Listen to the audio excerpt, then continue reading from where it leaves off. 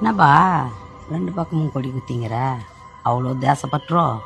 தாமா பணக்கார பொண்ணு கல்யாணம் பண்ணவனுக்கு டெய்லி புத்தாண்டு தினம், சோம்பேறி பொண்ணு கல்யாணம் பண்ணவனுக்கு டெய்லி உழைப்பாளர் தினம், கல்யாணமே பண்ணாதவனுக்கு டெய்லி சுதந்திர தினமா. இன்னைக்கு சுதந்திர தினம் இல்ல, குடியரசு தினம். இந்த காமெடிக்கு ஒன்னும் குறைச்சல இல்ல. ஏற்கனவே ஐயா உமால ரொம்ப கோபமாகறாரு. முக்கியமான விஷயம், அவர் வந்து உன்னை உட்கார சொன்னா உக்காந்துறாதுன்னா. ஐயோ வர ஐயோ வர ஐயோ வர.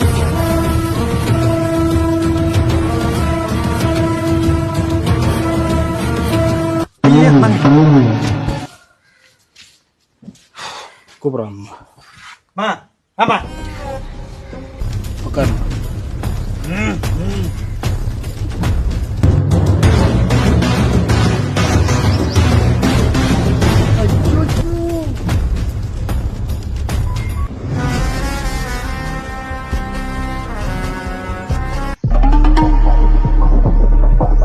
என்னம்மா பிரச்சனை உனக்கு?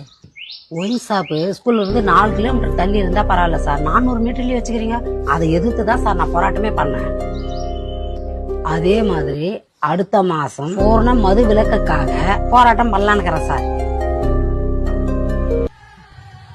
குடும்பத்துல எவன் சம்பாதிக்கிறானோ அவன் குடிப்பான், அவன் குடிக்கணும். அவன் குடிச்சாதான் அவன் குடும்பத்துல வறுமை வரும், வறுமை வந்தாதான் அவங்களுக்கு பசி எடுக்கும், பசி எடுத்தாதான் அவங்க வீட்டுக்கு இருக்கிறவங்க வயிறெல்லாம் காஞ்சி உதடு தீஞ்சி காதுல சத்தம் வந்து தலை ஜிவ்னு வலிக்கும். இந்த மாதிரி நேரத்துல நான் ஓட்டுக்கு 500 1000 காசு கொடுத்தா அந்த காசு அவனுக்கு தெய்வம் மாதிரி தெரியும். அடுத்தது அது இலவசம் இது இலவசம்னு எக்கச்சக்கமா கொடுப்பேன். இது எல்லாத்துக்கும் அவன் ஏங்கணும்.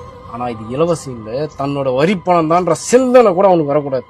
அந்த சிந்தனையே இல்லாம எவன் எம்பிக்கு நிக்கிறான், எவன் எம்எல்ஏக்கு நிக்கிறான், எவன் கவுன்சிலர் நிக்கிறான்னு தெரியாமலே அவன் ஓட்டு போட்டு வாழாமலே வாழ்ந்து சாகணும். இதுதான் பிரிட்டிஷ்காரன் போனதுல இருந்து இங்க அரசியல் நடக்குது. அதோட வேறே இதுதான். அந்த வேற படங்களால பாக்குற அம்மா காலங்கத்துல கோபம். டேய் குடும்பட எது நிக்க? ஐயோ உன்னால வர ஐயா வேற கோயிச்சுன்னு போறாரு. ஐயா ஐயா இருங்க ஐயா.